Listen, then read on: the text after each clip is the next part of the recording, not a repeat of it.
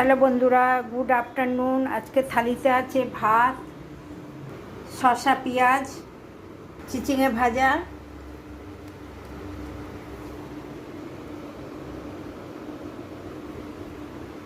উচ্ছে সিদ্ধ, এটা শুধু নুন তেল দিয়ে খাবো।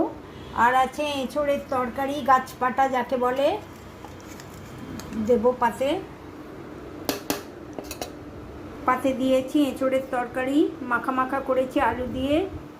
আর আছে চিচিঙে আর ঝিঙে আর ডাঁটা আলু দিয়ে মাছের ঝোল, রুই মাছের ঝোল।